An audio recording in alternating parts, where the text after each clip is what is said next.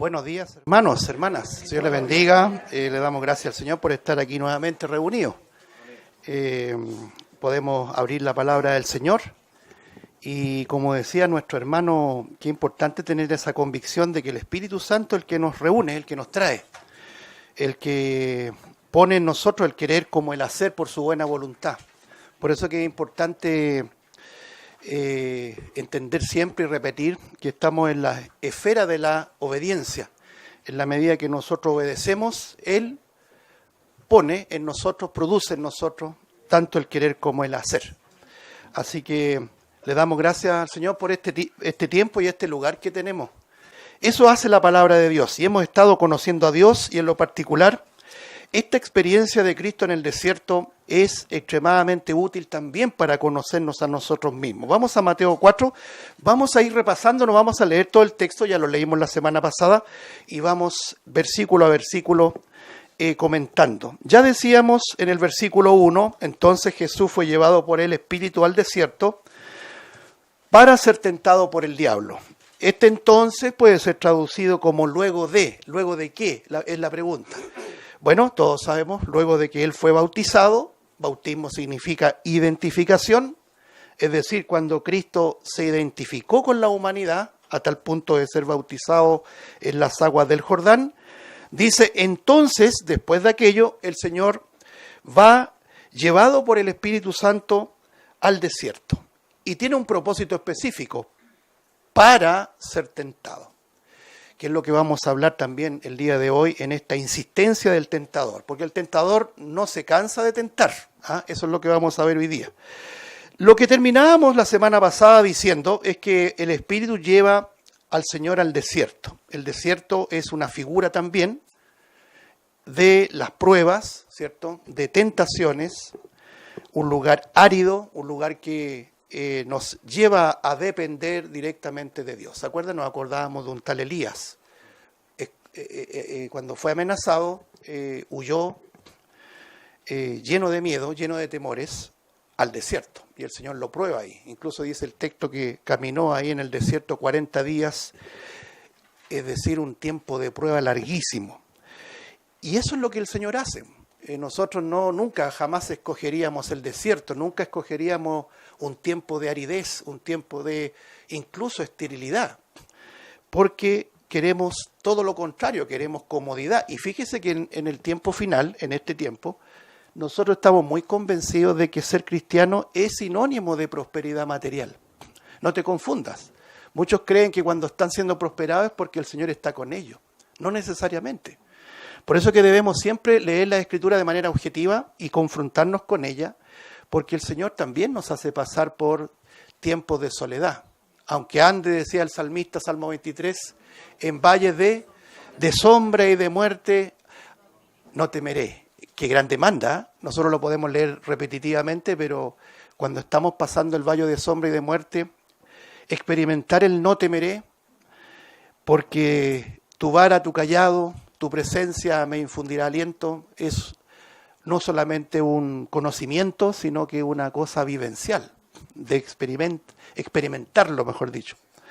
Por lo tanto, el desierto escapa de nuestra elección. Veíamos a un Abraham con Lot, se separan, Lot escoge lo que era obviamente más fácil y más placentero para él, el valle del Jordán, de aridez a vegetación. Placeres, negocios. Siempre digo cuando, permítanme sellar ese comentario, uno se empieza a entusiasmar, pero cuando los ángeles sacaron a Lot de Sodoma, no sé si usted se acuerda, lo puede leer después en la casa, en Génesis 19, Lot hizo lo mismo que su mujer. Todos nos acordamos de la mujer de Lot, que miró hacia atrás y se convirtió en sal. Y Lot también se quedó mirando la ciudad. No dice ningún detalle, pero perfectamente podríamos pensar que se quedó mirando todos sus sueños que iban a quedar allí. Quizá mirando su casa, vamos a decirlo en un término muy actual, su vehículo, su Tesla. ¿Cuántos quieren tener un Tesla acá? Es broma. Sus negocios. y que coincide con lo que decía el Señor. Los tiempos finales serán, comían, bebían, placeres, se casaban, se daban en casamiento, compraban, vendían, plantaban, etcétera, todo arraigado aquí. Y si es que el Señor no lo saca a la fuerza por los ángeles, Lot se queda allí. De alguna manera, hermanos, tipifica a los creyentes. Nosotros fuimos forzados a entrar en esta esfera de salvación. De otra manera nos quedamos mirando la vegetación y el placer. Pero el Señor es conducido por el Espíritu al desierto, donde tenía que vivir la prueba, porque Él fue el segundo Adán, como ya lo leímos. Ahora, este para que aparece aquí en el versículo 1 es muy importante, porque podría estar una conjunción y. ¿Qué pasa si el texto dijera, entonces Jesús fue llevado por el Espíritu al desierto y fue tentado por el diablo? Podría estar una conjunción ahí, pero ese y, esa conjunción indicaría un asunto accidental. Accidentalmente fue tentado por el diablo en el desierto. Pero esta preposición, tiene que ver con propósito. Es decir, era necesario que el Señor fuera al desierto para ser tentado por el diablo. Entonces nosotros vemos acá algo muy importante. La preposición para siempre nos indica propósito. Las cosas no pasan, ¿cierto?, por el azar de las circunstancias. Y eso es lo maravilloso como cristiano. Uno va entendiendo de que todas las cosas a los cristianos nos ayudan a bien. Y no solamente las cosas que nos hacen reír, sino aquellas que también nos hacen llorar. Y en los momentos de tristeza, de congoja, de preocupación, de afán, nunca te olvides de que hay un para de por medio. ¿Ah? ¿Se entiende, no? No un por qué. El por qué es como soberbia nuestra. ¿Por qué, Señor, esto? ¿Por qué, Señor, esto otro? ¿Por qué no me das esto o aquello? Eso es perder la perspectiva de que Dios es soberano. Pero el para nos ayuda a entender que, sea que crucemos situaciones que no nos gustan, y como lo decía nuestro hermano, Él no nos da más allá de lo que no podamos soportar. Aún así, en esos momentos de pregunta en que muchas veces no tenemos respuesta inmediata, el vivir en función de ese para, de ese propósito, uno descansa. Bueno, yo no lo sé, pero tú sabes, Señor. Porque Él es un Dios de propósito, porque a los que aman todas las cosas, ¿se acuerda? Lo dice Romanos 8, todas las cosas nos ayudan a bien. Esto es, a los que conforme a su propósito son llamados. Pero en cuanto a el propósito directo de por qué el Señor tuvo que ser tentado, lo encontramos, por ejemplo, en Hebreos capítulo 2. Vamos a Hebreos capítulo 2, por favor, mis hermanos. Porque lo decíamos, creo, en la primera reunión de esto de la tentación en el desierto. El Señor es presentado por el apóstol Pablo como el postrer Adán. El primero fracasa, el Adán de carne, ¿cierto? El Adán terrenal, pero el Adán celestial que descendió del cielo, que es nuestro Señor Jesucristo, venció. Él es invicto vencedor, Él nunca ha sido vencido. Qué maravilla, ¿no es cierto?, adorar a un Dios vencedor, victorioso. Hebreos capítulo 2. Vamos a dar lectura acá. Ustedes saben que Hebreo es re complicado tomarlo en un versículo porque va conectando en la anterior. Es como una gran historia, una gran enseñanza que parte del capítulo 1. Pero lo vamos a tomar del versículo 17. Dice, por lo cual debía ser en todo semejante a los hermanos, a sus hermanos, este es Cristo, ¿eh? Este es el Hijo, para venir a ser misericordioso y fiel sumo sacerdote en lo que a Dios se refiere. Ahí aparece un propósito, para expiar, ¿ya? Otras traducciones dicen para propiciar. En ambos casos está bien. ¿Por qué? Porque propiciar es expiar, pero también tiene una idea de tratar con la ira de Dios. Para expiar los pecados del pueblo. Mira el versículo 18. Pues en cuanto él mismo padeció siendo tentado, es poderoso para socorrer a los que son tentados. Este versículo 18 es tremendo, ¿eh? Porque habla de nuestro Señor Jesucristo cumpliendo el propósito de por qué tenía que ser llevado por el Espíritu al desierto para ser tentado. Es decir, Él sabe lo que es la tentación. Él sabe lo que nos ocurre día a día con la tentación. La tentación significa prueba, lisa y llanamente prueba. Por lo tanto, en este concepto de tentación aparece el Hijo de Dios siendo tentado para poder socorrer a los que ahora mismo somos tentados. Y como lo dice el capítulo 4, por ejemplo, usted lo lee en el capítulo 4, versículo 14.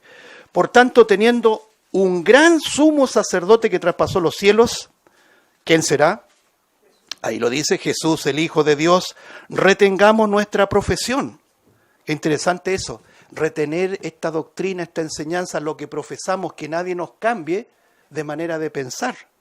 Versículo 15, porque no tenemos un sumo sacerdote que no pueda compadecerse de nuestras debilidades, sino uno que, lea usted, que fue tentado en todo, según nuestra semejanza, pero sin pecado. Usted preguntará en su mente, ¿y fue tentado en esta área? La Biblia dice, fue tentado en todo, con una enorme diferencia. Él no pecó, él venció el pecado. Por lo tanto, este tema de la tentación es tan importante, ver a nuestro Señor Jesucristo, que era santo y que no tenía concupiscencia. Dicho muy de paso, ustedes saben que las herejías aparecen, asoman por todos lados, sobre todo en el tiempo final. Yo me acuerdo hace unos años atrás, no sé cuántos han oído hablar de los llamados cristadelfianos. Los cristadelfianos son una especie de iglesia en casa, por eso hay que tener cuidado. El reunirse en casa no garantiza que sea una iglesia sana. El lugar no hace la distinción ni la garantía de ser una iglesia sana. Porque algunos dicen, nosotros nos reunimos en casa como la iglesia primitiva, pero eso no es garantía. Lo importante es la doctrina que tienen en casa, ¿ya? Bueno, los cristadelfianos se reúnen en grupos pequeños, en casa. Y una de las doctrinas heréticas que tienen ellos, porque todavía existe esta secta, es que precisamente Jesús era 100% hombre y solo 100% hombre. Y él, por lo tanto, tenía concupiscencia. En otras palabras, decían ellos, y dicen ellos, cuando el Señor fue al desierto, él venció su concupiscencia. ¿Y qué es la concupiscencia a la luz de la Biblia? Es la inclinación inherente hacia el mal. Y es más, hay algo muy sutil en la palabra concupiscencia que poco se comenta. Es la inclinación inherente a hacer nuestra propia voluntad. Inclusive las cosas que parecen buenas, que parecen nobles. Eso también es concupiscencia. En otras palabras, concupiscencia es querer hacer nuestros deseos. Entonces, si decimos que Cristo tenía concupiscencia es porque tenía una naturaleza pecaminosa o potencialmente pecaminosa. Eso se transforma en una herejía. ¿Se da cuenta? Cristo era santo, inmaculado. Es santo, no tiene concupiscencia y tenía que ser tentado porque Él ahora mismo nos socorre a nosotros. ¿A quién iremos? La palabra dice, ¿no es cierto?, que se transformó en un sumo sacerdote. No vamos a hablar de esa característica y función de nuestro Señor. El sumo sacerdote en el antiguo pacto era tomado desde los hombres, es decir, un hombre frágil era instituido como sumo sacerdote para ofrecer sacrificio, ¿cierto?, sustitutorio, es decir, todos esos animales que se sacrificaban era una figura de lo que Cristo hizo por nosotros, librándonos del pecado, porque toda la carga, la culpabilidad del pecado se transfería a un animal inocente. Y ese sumo sacerdote entraba al lugar santísimo una vez al año con sangre para derramarla en el propiciatorio, que era la tapa, ¿no es cierto?, del arca, como simbología de lo que Cristo iba a hacer siglos más tarde, obviamente, en la cruz. Ahora, este sumo sacerdote se compadece de nuestras debilidades. Y por eso que tenía que vivir como hombre 100%, él conoce nuestras debilidades y se compadece de nuestras debilidades porque fue tentado en todo, pero sin pecado. Volvamos a Mateo capítulo 4. Fíjese que dice el versículo 2, y después de haber ayunado 40 días y 40 noches, tuvo hambre. ¿Ya? Esto no lo hemos comentado, pero esto es importante también recordarlo. Esto declara, hermanos, que Jesús era 100% Dios, pero también era 100% hombre. Después de haber pasado un tiempo de ayuno, tuvo hambre. Y eso es importante porque el Señor sabe lo que es las necesidades físicas, biológicas que tenemos nosotros. Por lo tanto, este versículo es muy claro muy contundente para entender que Jesús, sí, era Dios, pero se revistió de humanidad a tal punto de tener hambre. Y fue probado en la misma medida que otros personajes de la Biblia también fueron probados. Ahí tenemos el caso de Moisés, habla de 40 días, habla de Elías, 40 días en el desierto, si usted lo lee, Primero de Reyes 19, o también el caso mismo del diluvio. ¿Cuánto tiempo fue el aguacero, el diluvio que cayó ahí? Fueron 40 días y 40 noches.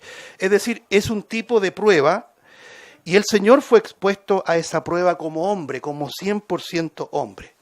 Y fíjese que en ese concepto, podríamos decir, de debilidad, porque Él vivió la debilidad para comprender nuestra debilidad, es ahí donde viene el tentador. Cuando nosotros estamos débiles, el tentador se aprovecha de nuestra debilidad, dice el versículo 3, y vino a él el tentador. Este es uno de los títulos que tiene Satanás, entre muchos otros títulos, ¿no es cierto? Se le llama también el príncipe de la, a ver si estamos siguiendo, de la potestad del aire, se le llama el ladrón también, es un tipo de ladrón que no viene sino a robar, matar y destruir, ¿cierto? Se le llama calumniador, el padre de mentira, en fin, tiene muchos apelativos, pero en este contexto aparece este seudónimo de Satanás que es el tentador, el que prueba si somos hijos de Dios. Y no solamente prueba eso, sino que prueba también, ¿cierto? Nos pone en tentación para ver si nosotros sucumbimos ante la prueba. Entonces, fíjense que este tentador que aparece aquí es el mismo que usó una serpiente allá en el jardín del Edén y probó también al ser humano. Hemos hablado mucho de eso y lo vamos a seguir recordando. Esa es la gran prueba que tuvo el ser humano y el ser humano fracasó.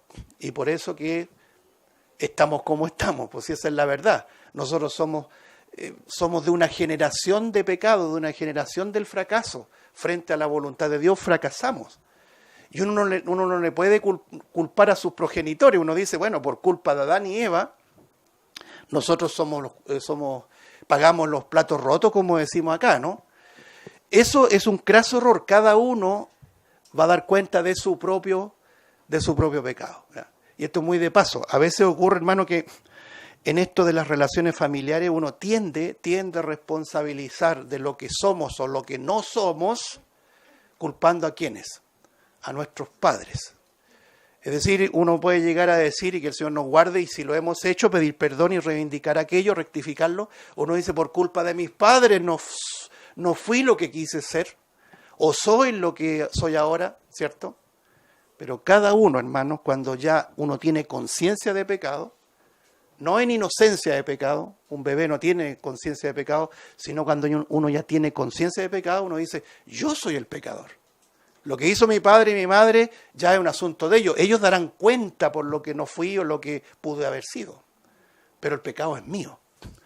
Nos apropiamos de nuestro pecado. El rey David decía, contra ti hemos pecado. No, contra ti solo he pecado. Salmo 51.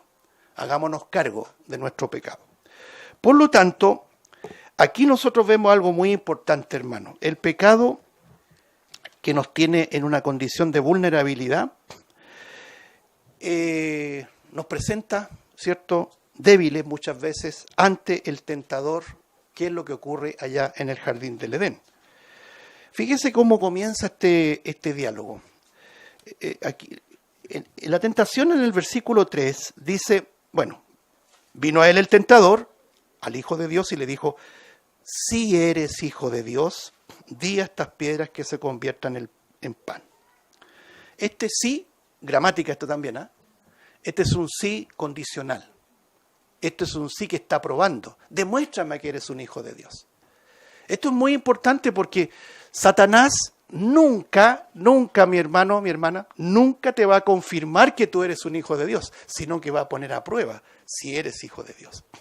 El único que siembra la incertidumbre de nuestra realidad de conversión, de nuestra condición de ser hijo de Dios, el único que pone a prueba y el que pone en duda aquello es Satanás. Siembra la incertidumbre. Pero el Señor, su palabra, siembra certeza. Esto es muy importante. Si eres hijo de Dios hoy día, lo serás mañana, lo serás pasado y lo serás por toda la eternidad. Es que usted dirá, a veces, hermano, por las cosas que dije o hice o pensé, parece que no fuera un hijo de Dios. Mira, quiero decirte, no mi consejo, sino lo que dice la Biblia. El que cree en el Hijo tiene vida eterna y no vendrá a condenación, mas ha pasado de muerte a vida. ¿Lo crees con todo tu corazón? ¿Crees que Jesús es el Señor y que Dios le levantó de los muertos? Entonces eres un hijo de Dios. ¿O crees que todavía la salvación es por obras, por tus méritos, porque vamos a llegar al cielo cargados de buenas obras y las puertas se van a abrir de par en par previo a, ¿no es cierto?, esa imagen tan caricaturesca donde aparece San Pedro con un manojo de llave y te ven una lista y te dice, ¿qué nombre? A ver, tú no estás aquí, estás abajo. Y te manda a la paila número 3, como algunos mandaban a las pailas. Esa caricatura, hermano, ese mito tenemos que derribarlo. El que es hijo hoy día es hijo por toda la eternidad. Que Satanás no siembre en ti la duda, la incertidumbre de que eres ahora mismo un hijo de Dios. Amén. Pero el tentador siempre, y no se cansa, va a sembrar la duda. Va a poner estos elementos muy sutiles. Es como cuando Satanás a través de la serpiente le decía a Eva, ¿con qué Dios os ha dicho que no comáis de todo árbol del huerto? Fíjese cómo tuerce las cosas. Eso Dios no lo había dicho. Pero cuando uno anda mal, escucha las cosas al revés y no se da cuenta. Y Eva, en este caso la mujer, le rectifica. Sí, podemos comer de todos los árboles, pero de este árbol, ese que tiene que ver con el conocimiento, con la sabiduría, de ese está prohibido comer. Porque si comiéramos de ese árbol, ciertamente moriremos. Y que Satanás no se rinde.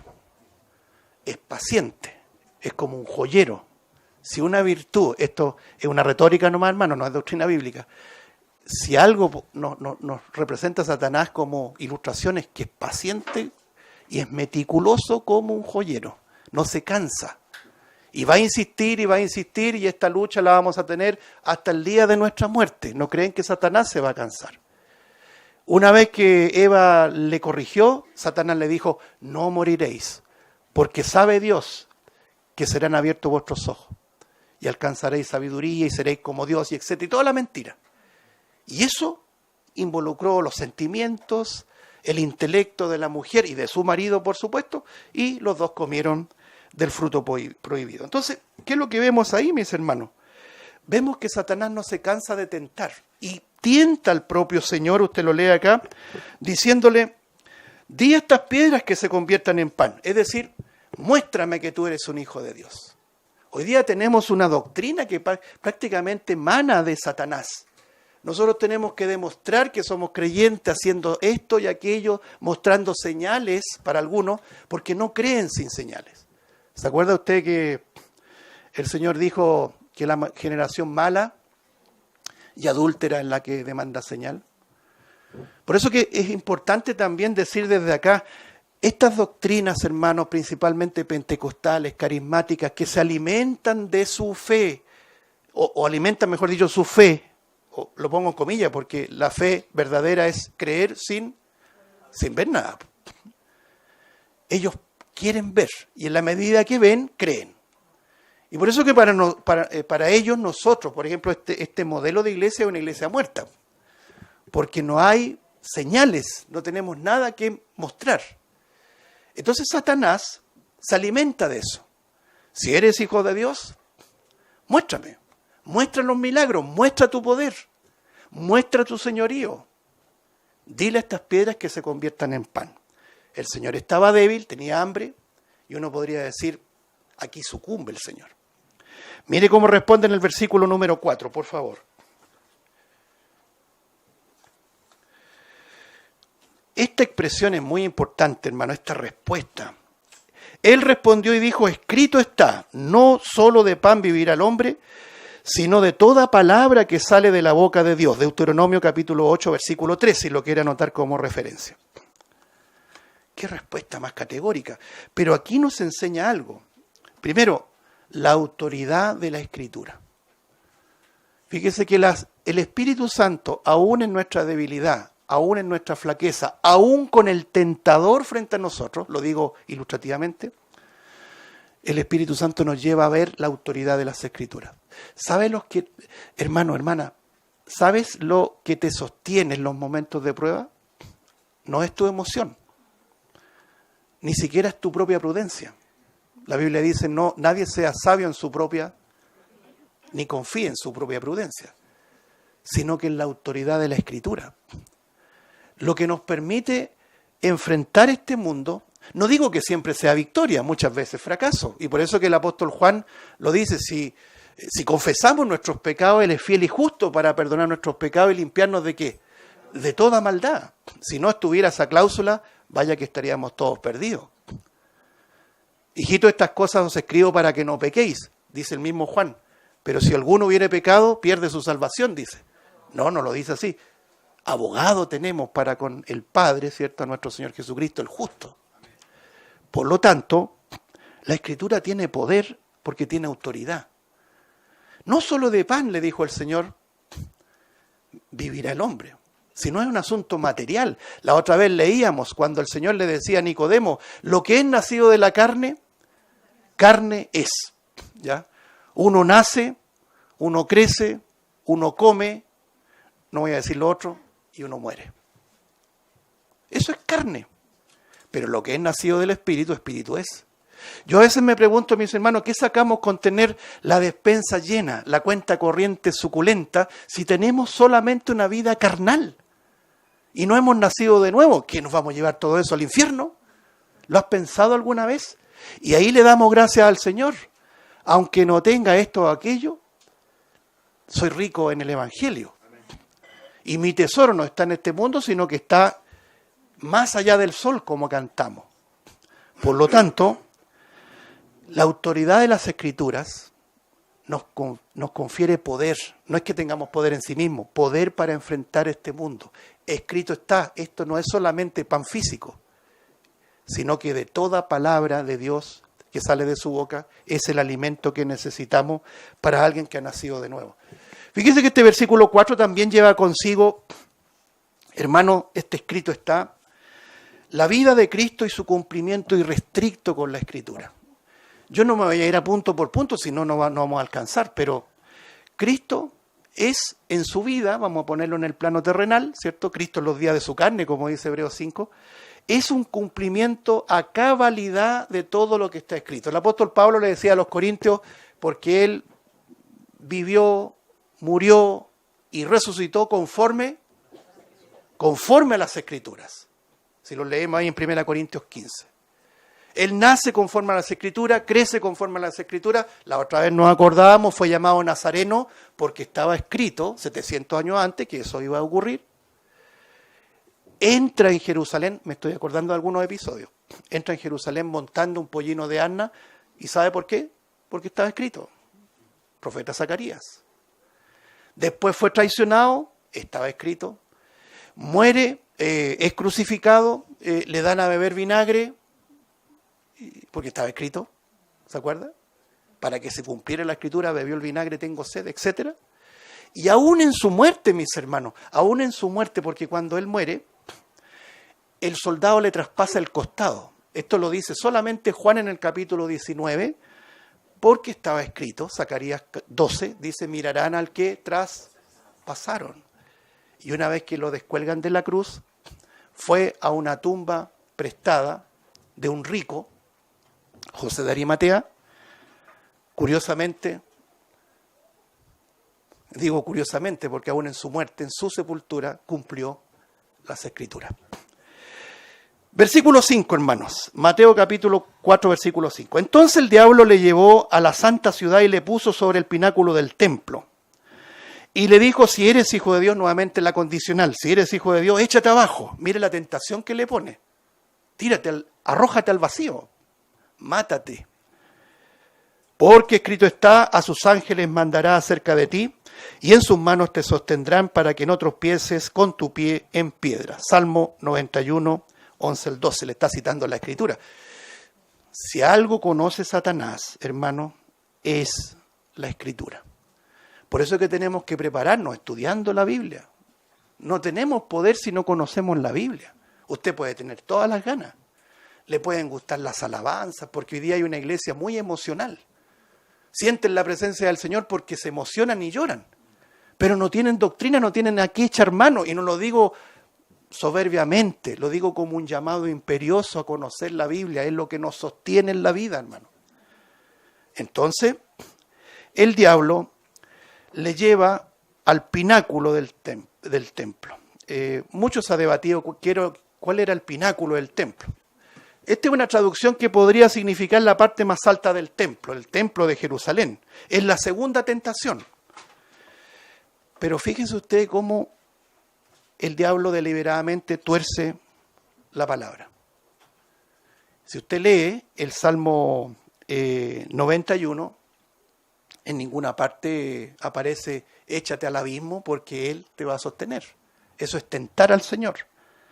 Entonces, lo mismo que decíamos, Génesis 3, ¿con qué Dios os ha dicho? Mentira. Satanás es experto para torcer la Escritura y que el Señor lo reprenda. Satanás tienta desafiando la muerte, desafiando el suicidio, los peligros, la exposición a riesgos. Yo a veces me preocupo, estas generaciones nuevas desafían el peligro, desafían la muerte. Eso es tentar al Señor. Ten cuidado, porque a veces uno dice, no me va a pasar nada porque soy cristiano. Eso es tentar al Señor. Entonces, imprudentemente, ando en una calle solo como a las 2, a las 3 de la mañana, Dios me va a proteger. Eso es tentar al Señor. Eso es ser imprudente. Dios cuidará de nosotros, sí, pero en nuestra imprudencia Él puede permitir lo contrario. No juguemos ni tentemos a Dios. Yo me acuerdo, hermanos, de un famoso pastor antiguo que tenía un programa en la radio y desafiaba a los pastores. Se supone que él era lleno del Espíritu Santo. Y decía, yo desafío a los pastores que nos juntemos y bebamos veneno. Porque escrito está, decía Marcos 16, si bebiereis cosa mortífera, no les hará daño, dice. Eso es tentar al Señor. Eso no es doctrina bíblica. Eso no es mostrar fe, porque la fe no se muestra por señales.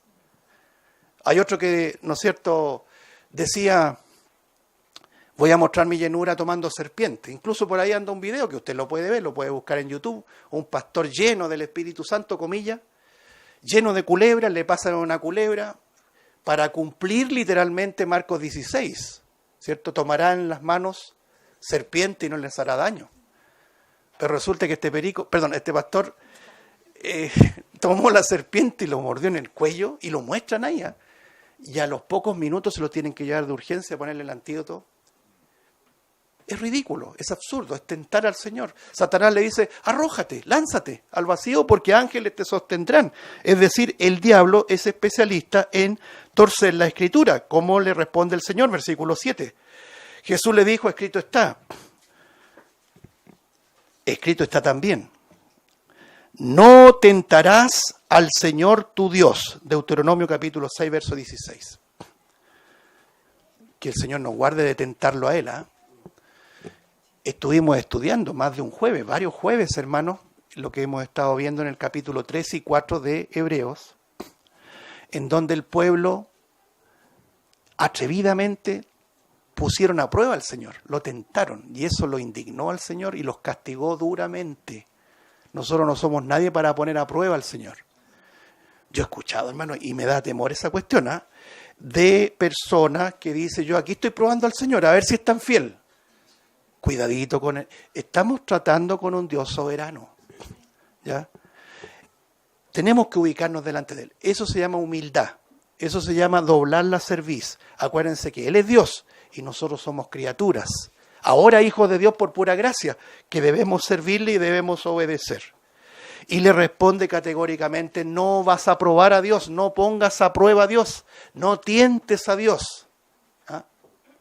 Muy bien, versículo 8. Anote cada palabra otra vez. No se venció Satanás.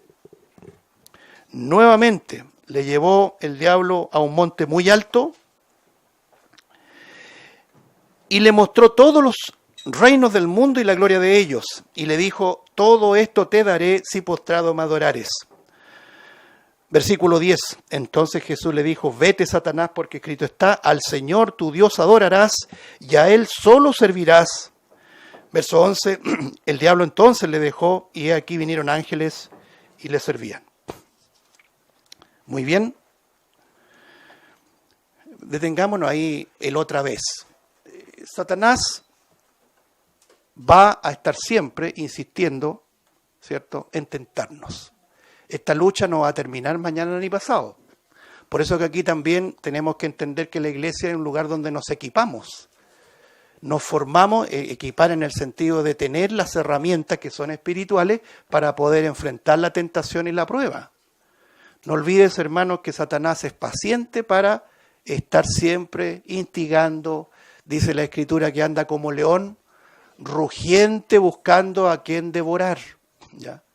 De manera que ese otra vez es la insistencia del diablo. ¿Y a dónde le lleva ahora? A un monte muy alto, a la cima del mundo. Bueno, ¿quién no ha sido seducido con subir a lo más alto? Nosotros somos formados así, ¿eh? Y ese es el error, porque cuando uno viene a Cristo y va conociendo a Cristo, y estamos conociendo a Cristo y a Dios, ese es el texto que nos ha guiado todo este año, esto debiera ocurrir. Uno va cambiando su perspectiva. Es decir, a nosotros siempre se nos capacitó para el éxito.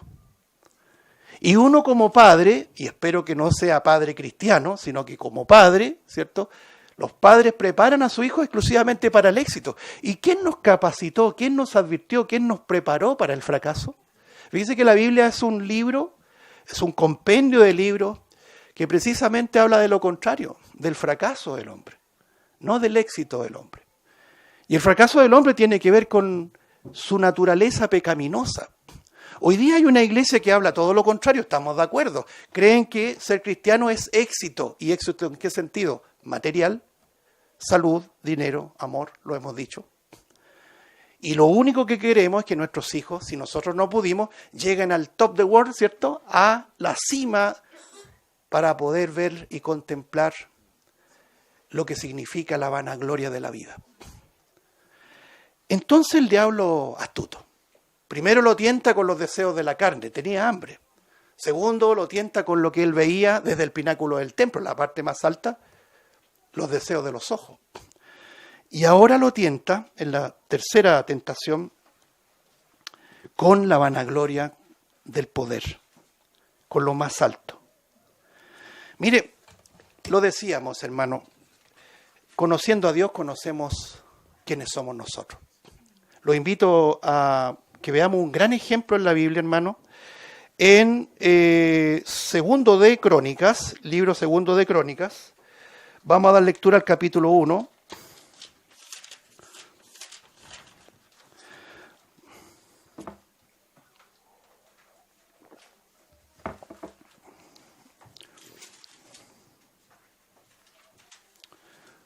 Segundo de Crónicas, capítulo número 1, versículo 7. Voy a tratar de sintetizar. Y aquella noche apareció Dios a Salomón y le dijo, pide lo que quieras que yo te dé. Detengas ahí un poquito. Esto es como, alguien podría interpretar como la famosa lámpara de Aladino, ¿no es cierto? O esa historia del genio. Uno frota la lámpara y el genio sale, amo, pídeme que yo te voy a dar. ¿Qué pedirías tú? ¿Qué pides tú en tus oraciones, hermano? Esa es la pregunta, ¿ya? Y el Señor le dice, pídeme lo que quieras que yo te dé. Versículo 8. Y Salomón dijo a Dios, tú has tenido con David mi padre gran misericordia, y a mí me has puesto por rey en lugar suyo, confírmese pues ahora, oh Jehová, Dios, tu palabra dada a David mi padre, porque tú me has puesto por rey sobre un pueblo numeroso como el polvo de la tierra. Dame ahora, note, salud, dinero y amor.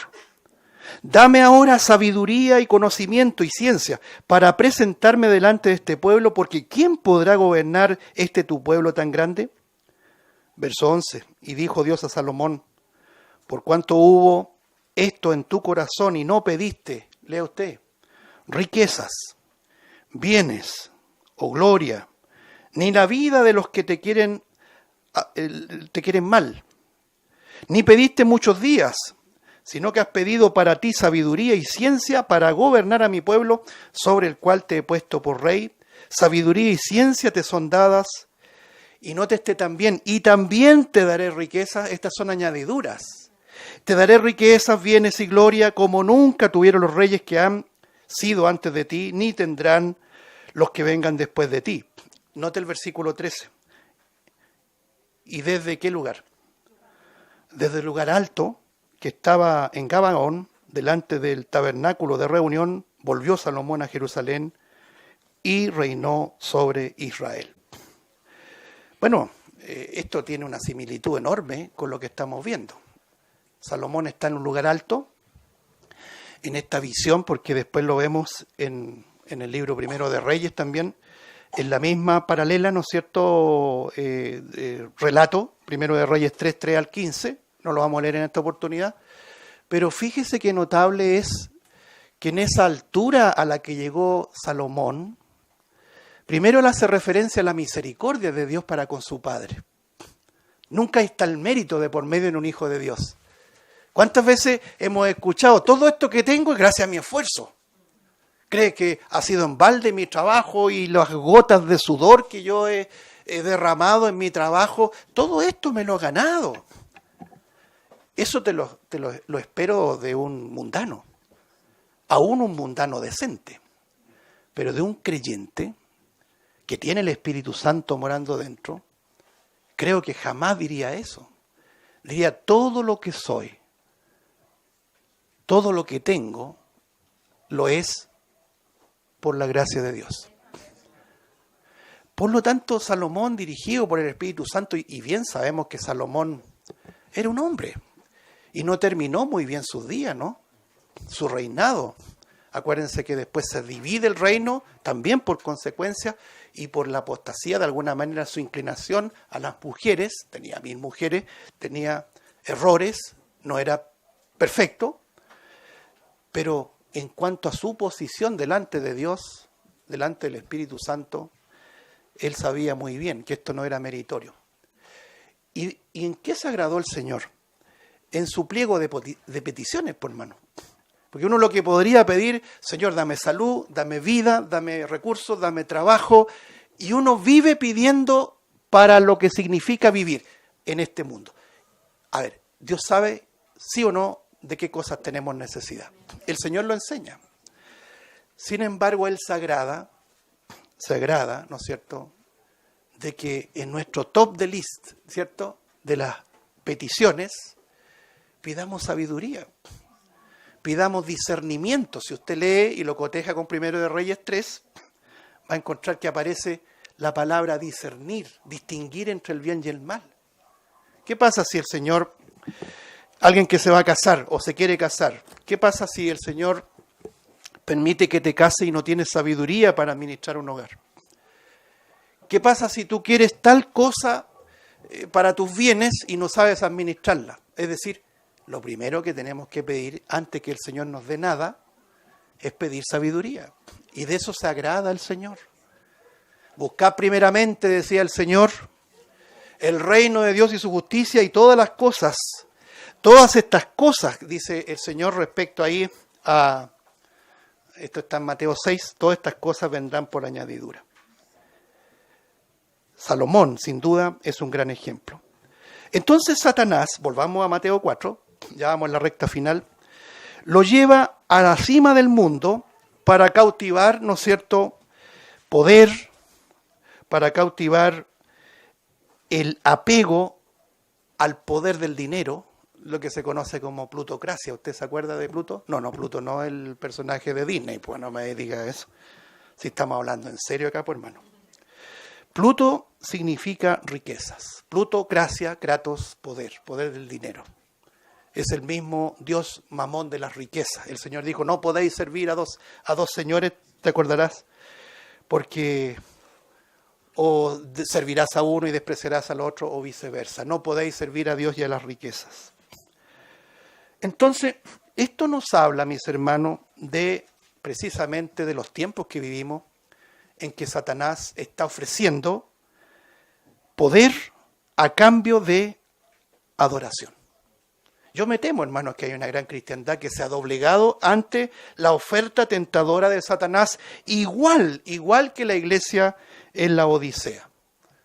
Debemos tener cuidado porque hoy día hay un evangelio de la codicia, un evangelio del amor a las cosas materiales.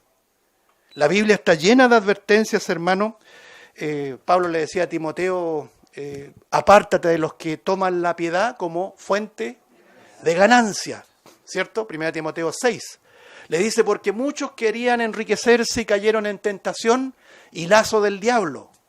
El dinero, la idea de tener y de tener, eso nos puede llevar a caer en un loop, ¿cierto? En una tentación de un lazo vinculados al Dios de las riquezas. Que el Señor nos guarde. Mirad, guardados de toda avaricia. Porque la vida del hombre no consiste en la abundancia de los bienes que posee. Cuando lo dice Lucas 12, quiero que veamos Eclesiastés, hermano, para ir terminando. Eclesiastés, capítulo número 5, versículo 8 en adelante. Creo que voy a dar lectura a esto, no lo voy a comentar, habla por sí solo. Eclesiastés 5 en adelante dice lo siguiente. Si opresión de pobres y perversión de derecho y de justicia vieres en la provincia, lo vemos a cada día, ¿no? En cada día. No te maravilles de esto, no te asombres de esto, porque sobre el alto vigila otro más alto, y uno más alto está sobre ellos. Y es tremendo versículo. Es confiar en el Señor, ¿eh? Él ve todas las cosas. Además, el provecho de la tierra es para todos. El rey mismo está sujeto a los campos. El que ama el dinero no se saciará de dinero. No creas que teniendo más y más te vas a saciar. El que tiene dinero quiere más, porque la avaricia vive en nosotros, mora en nosotros. Y el que ama el mucho tener no sacará fruto. También esto es vanidad. Cuando aumentan los bienes, también aumentan los que los consumen. ¿Qué bien, pues, tendrá su dueño si no verlos con sus ojos? Dulce es el sueño del trabajador, coma mucho, coma poco, pero al rico no le deja dormir la abundancia. Hay un mal doloroso que he visto debajo del sol, las riquezas guardadas por sus dueños para su mal. Llegan a estar enmohecidas, las cuales se pierden en malas ocupaciones, y a los hijos que engendraron nada les queda en la mano. Como salió del vientre de su madre, desnudo así vuelve, yéndose tal como vino. Y nada tiene de su trabajo para llevar en su mano. Este también es un gran mal, que como vino, así haya de volver. ¿Y qué le aprovechó trabajar en vano? Verso 17. Además de esto, todos los días de su vida comerán tinieblas, y mucho afán, y dolor, y miseria. Tremendo, ¿ah? Creo que no amerita comentario, el que lea entienda. Quiero terminar Mateo 4, hermanos. ¿Cómo respondió el Señor ante esta tentación del dinero, de la felicidad en este mundo que nos quiere atrapar nuestro corazón? Verso 10. Entonces Jesús le dijo, vete, Satanás, porque escrito está, al Señor tu Dios adorarás y a Él solo servirás. Deuteronomio 6:13, le cita la Escritura. El diablo entonces le dejó y aquí vinieron ángeles y le servían. Aquí vemos la orden, el imperativo de Dios, irresistible. Vete, Satanás. Satanás no tiene poder, más que aquel que el Señor le confiere tener. Y qué maravilla, hermanos, porque estamos en su mano, de la cual nada ni nadie nos puede arrebatar. Pero hoy conocemos, hermano, una faceta muy humana de cómo Dios piensa respecto a transitar por este mundo, respecto a las tentaciones, respecto a esto tan atractivo, y lo digo en primera persona para nosotros, que es tener, acumular, la avaricia que mora en nosotros. Que el Señor nos guarde nuestro corazón, y que podamos ir conociendo a Dios y también irnos conociendo a nosotros. Ahora, nosotros no tenemos autoridad para decir, como el Señor dijo, vete, Satanás, pero sí tenemos esta enseñanza bíblica. el Señor te reprenda. Te damos gracias, Señor, por tu palabra, porque es clara y precisa.